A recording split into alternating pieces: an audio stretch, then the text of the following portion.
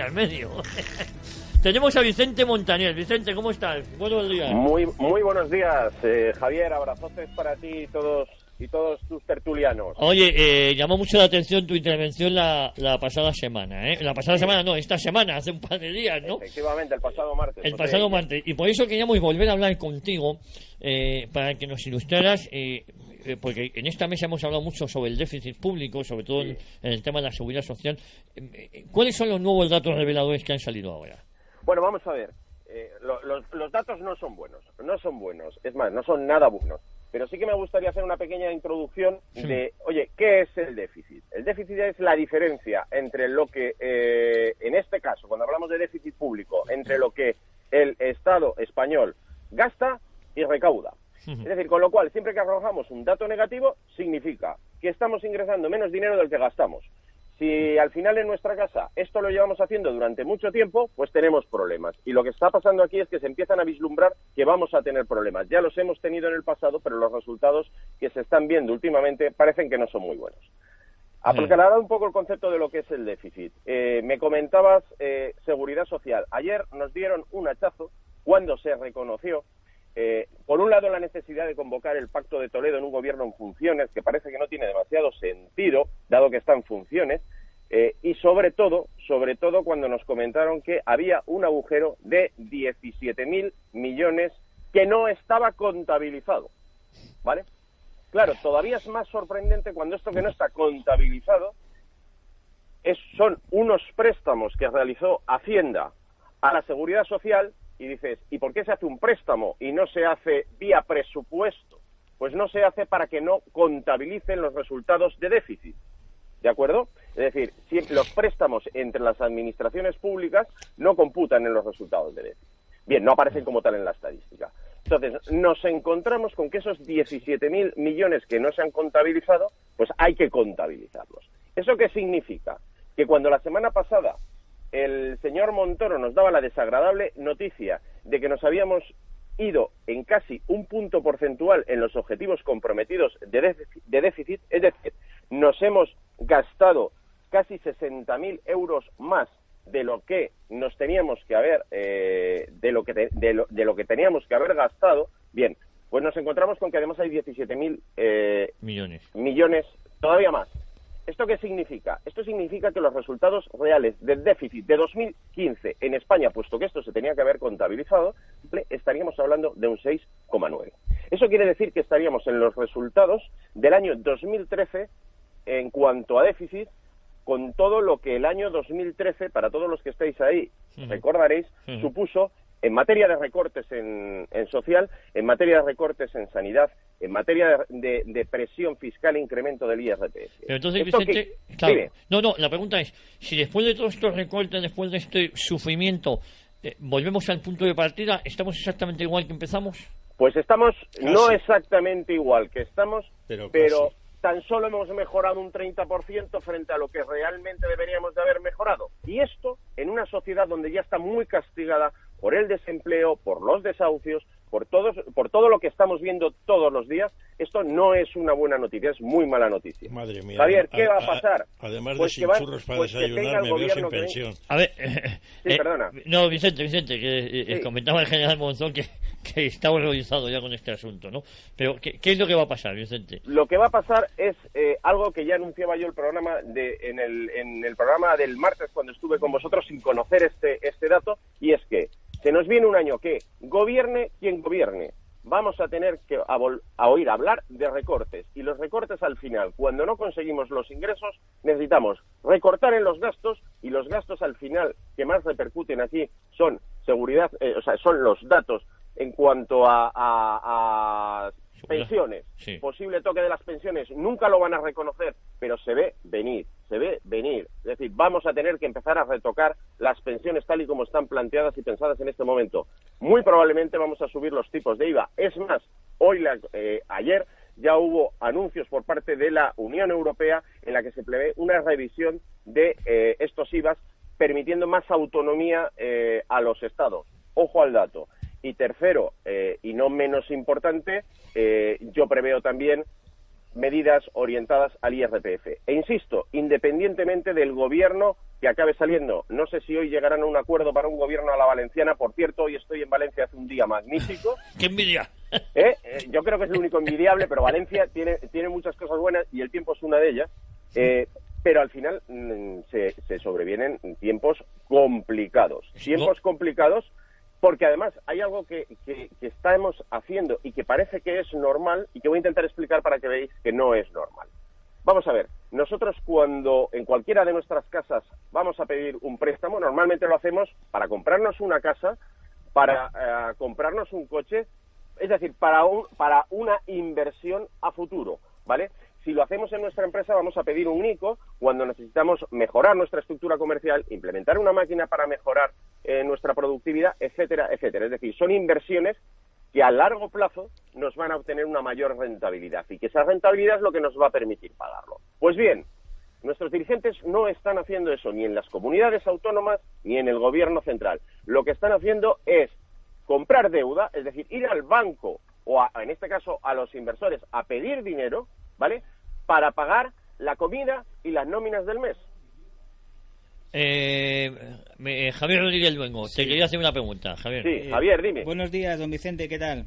Muy bien. Mire, pues bueno, básicamente yo coincido muchísimo con el análisis que está realizando, pero también quería matizar que obviamente, como de hecho diferencial entre el año 2013 y el año 2016 en el que nos encontramos, es que obviamente la coyuntura, el cuadro macroeconómico de España a día de hoy es radicalmente diferente, porque tenemos unas tasas de crecimiento del entorno por encima del 3%, se está generando más empleo y eso indudablemente influye en ese escenario. ¿Por qué? Porque indudablemente hay que pagar menos prestaciones por desempleo que las que se pagaban en el año 2013, porque ese crecimiento económico va a suponer una mayor recaudación vía fiscal, vía consumo. Es decir, que efectivamente, que aunque, como usted se ha señalado, ese préstamo que había realizado la Seguridad Social al Estado obviamente no computaba inicialmente, porque estamos hablando de una operación entre partes dentro del sector público que consolida como tal, pero que evidentemente a efectos de cálculo del déficit pues sí que tiene que darse en cuenta, ¿no? Pero no que habla como déficit oculto como tal, ¿no? Pero bien, lo que quiero mencionarle es que el escenario macroeconómico de hoy no es el del año 2013, que habrá que tomar medidas, pues indudablemente. Pues sí, habrá que tomar medidas, pero no espero que sean tan radicales como usted. Javier, con todo mi cariño, me vas a permitir que, si bien es cierto lo que comentas, haga también algunas matizaciones. Es decir, en estos momentos España crece aún muy por encima de la Unión Europea, pero sobre estos incrementos de IPC, que en estos momentos, de Producto Interior Bruto, que en estos momentos ya se ha reconocido incluso por el señor de Guindos que estamos en un proceso de desaceleración, ¿vale? Es decir, estamos apuntando ya este año no a tasas de crecimiento por encima del 3, sino del 2,6, ¿vale? Este presupuesto estaba apalancado en tres aspectos que, bajo mi impresión, son totalmente externos. Y uno de ellos, y muy importante, es el precio del crudo. Es decir, España es un país energéticamente muy dependiente. En estos momentos estamos comprando los hidrocarburos muy barato y cada $10 que suba el precio del Brent, ¿vale?, va a repercutir en un 0,15% de disminución de nuestro Producto Interior Bruto. Quiere decir que bien es cierto que los datos macro pueden ser buenos, pero dada la inestabilidad tanto del mercado de petróleo como del cambio de divisas y una serie de incertidumbres que en estos momentos se plantean, como la situación económica de China y la situación financiera y económica de los bancos europeos, yo tengo algunas reservas de que podamos seguir manteniendo esos niveles de crecimiento estadísticamente proyectados. Entonces lo que hay que hacer es mantener las guerras en los países productores de petróleo barato como Irak, Siria y como para que no salgan al mercado. Bueno, vamos a ver. Y no suba. Hombre, ¿Qué es lo que están haciendo? Es un planteamiento un poco fuerte, ¿vale? Pero si salen los 2 millones, final... si salen los 2 millones anuales de barriles de petróleo de Irak, el más barato del mundo, pero útil para calefacciones, usos industriales, etcétera, se produce una auténtica catástrofe en el precio del crudo.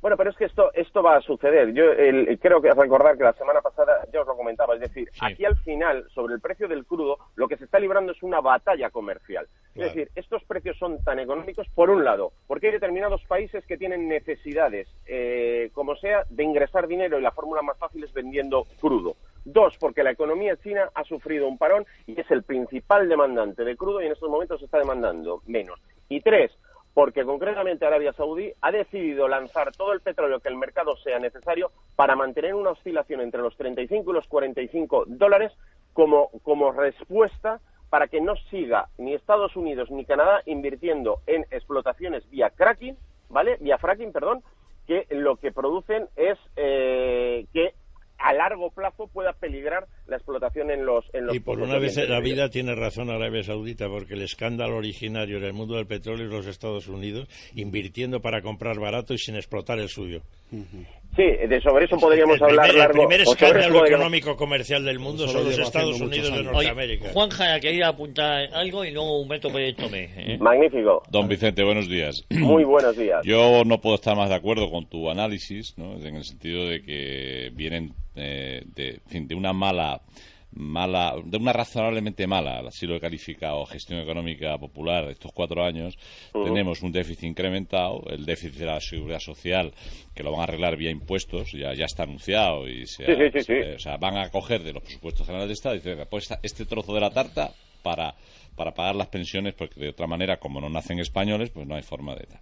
Pero a mí me atrevo a hacer un vaticinio, estando de acuerdo en casi todo lo que has comentado en antena, es que si el gobierno que salga sea más o menos socialdemócrata, es decir, sea más cercano al PP o más cercano a Podemos, porque el consenso socialdemócrata gobernará España los 4 próximos años con toda seguridad, ¿no? Los liberales quedaremos fuera, de momento, pero quedaremos fuera. Estoy convencido, preocupado, y es un vaticinio que hago, que sean los que sean, ganen unos u otros, lo que podemos esperar es más memoria antihistórica, más aborto, más eutanasia, más desprotección de la inocencia de la infancia. O sea, cargaremos las políticas para engañar al pueblo español, que es lo que de verdad saben hacer nuestros políticos al uso, en temas que, a base de cortinas de humo, sigan perjudicando el clima humano, moral, ético de la sociedad española. Porque al final las perlas las va a marcar el Banco Central Europeo, la Troika, porque no hay, y como no hay, pues al final habrá que subir el IVA. No sé, Ramón Espina anoche decía, no, el salario mínimo hay que subirlo, porque subir 1 euro o 4 euros, decía, un 1%, no se va a poder subir el salario mínimo porque es que no hay cómo, porque la competitividad si no se resiente. Y entonces, como lo económico es austeridad y pobreza, o menos riqueza, pues atacaremos la otra parte de la política. Bien, bueno, sí. ya estamos acostumbrados un poco a esto, es decir, independientemente de cuál sea el color, siempre cuando se producen situaciones económicas, porque a ver, esto, la situación de la seguridad social, esto es algo que mucha gente, y yo me incluyo entre ellos, llevamos disparando la alarma desde hace más de 2 años diciendo, bueno, es que esto aparece en los titulares pequeños, pero cada vez que hay que pagar las pagas extras se le mete un hachazo de 4.000 millones a la hucha de la seguridad social, y en estos momentos la seguridad social, la hucha se acaba en el 2018 y parece que no pasa nada. Y por otro lado, habilitar vía presupuestos generales del Estado, insisto, estamos pagando a nuestros pensionistas con préstamos que estamos pidiendo y que en la medida en la que nuestra economía no sea capaz de mantener niveles de crecimiento por encima del 3%, no vamos a ser capaces de generar el suficiente empleo como para que todo esto se estabilice. Porque al final, uno de los grandes problemas que tiene esta economía es que tiene más de 4 millones de desempleados, que son 4 millones de personas que podrían estar produciendo tanto para la seguridad social como para vía IRPF y actividades económicas e impuestos de sociedades cara a Hacienda, y no lo están haciendo porque están en desempleo. Con lo cual, no, efectivamente, pues se nos intentará lanzar cortinas de humo o no, pero lo que está muy claro es que venga quien venga, no va a poder gastar más, y desde la Unión Europea, desde luego, yo preveo que al gobierno que entre se le van a marcar muy claro cuáles son los objetivos. A ver, muy rápidamente, Humberto, que estamos ya en la recta final. Sí, buenos días, don Vicente. ¿Cómo está? Muy buenos días. Vamos a ver, yo no entiendo nada de economía, pero sin embargo vivo en ella, como cualquier persona, ¿no? Como cualquiera. Entonces, de nosotros. Quizás voy a hacer la pregunta pues más ingenua, pero quizás la que más gente se está haciendo, ¿no? Vamos a ver, ¿por qué si las cuentas están saliendo como dice que están saliendo, y que tenemos unos problemas de variabilidad de costes, como por ejemplo el crudo, pero sin embargo tenemos unos costes fijos, como por ejemplo la seguridad social y demás, ¿por qué todo se termina resolviendo dándole leña al ciudadano? Le subo el impuesto del IVA, que eso va en contra de la competitividad y comercialización de los asuntos. ¿Sí? Le subo el IRPF, con lo cual estrujo todavía más la cartera de los pocos que ganan dinero. Tal. Y nunca, jamás oigo hablar de vamos a reducir el soporte público.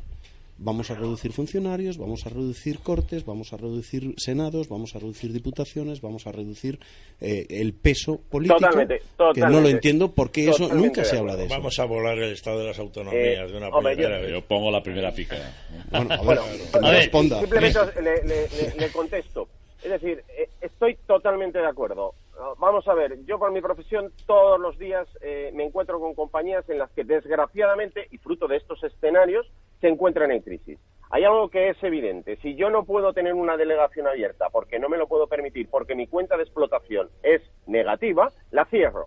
Si puedo reducir en teléfono, me puedo quitar los coches de alquiler, puedo, en definitiva, reducir gasto, lo hago. Eso lo han hecho las familias en este país. Eso lo han hecho las empresas en este país. Eso lo está empezando a hacer la banca ahora, forzado por la situación de tasas de interés negativas. El Estado lo que tiene que hacer es reducir o anular las 17 autonomías. Al final, tarde o temprano, esto tiene que pasar. Y yo confío en que sea más pronto que tarde, porque al final estamos dejando una deuda que yo creo que ya hasta nuestros nietos van a tener que pagar. De cualquier modo, también es verdad que es muy difícil que uno se pegue un tiro en su propia cabeza. El estado de las autonomías, en definitiva, es poder. Y no nos equivoquemos, dentro de la política es muy importante el tener el poder y la cercanía a la gente. Entonces, desde ese punto de vista es fantástico, pero a mí también me gustaría tener un helicóptero para cuando voy allí a vuestro programa, oye, y me tengo que ir en el AVE. Al general Con lo Monzón cual, igual, si no lo podemos permitir, pues un día u otro tendremos que cortarlo. No te imaginas cómo está esto, sin ascensor, sin Eso te churros iba a decir, y encima sin pensión. Espérate a la semana que viene que tengan arreglado el ascensor, por lo menos. Muy bien. Oye, Y si Vicente, encima me quita la pensión, Es ya, bueno mover voy a las venir piernas. restando. Vicente, que te mando un abrazo, muchísimas gracias por tu participación. La Un próxima abrazo a todos semana vosotros. más y mejor, pero siempre decir que cuando haya una noticia de estas características, pues establecemos conexión de urgencia, ¿eh? Magnífico. Y yo Oye, encantado de charlar con vosotros. Una Un abrazote a todos. sugerencia, Oh, Vicente. a ver, No le llaméis a este gobierno que va a salir desgraciada y posiblemente hoy a la valenciana, sino rojo radical, que es lo que es. Bueno, eso nos daría para otro día. Eso. Saludos a todos vosotros. Un abrazo muy Un abrazo. fuerte, Vicente, Hasta luego. un abrazo. Hasta luego. Vicente Montañés, nuestro experto también en cuestiones económicas, nuestro asesor. Yo creo que hace una... de todas formas, también es verdad lo que comentaba... Es verdad lo que comentaba...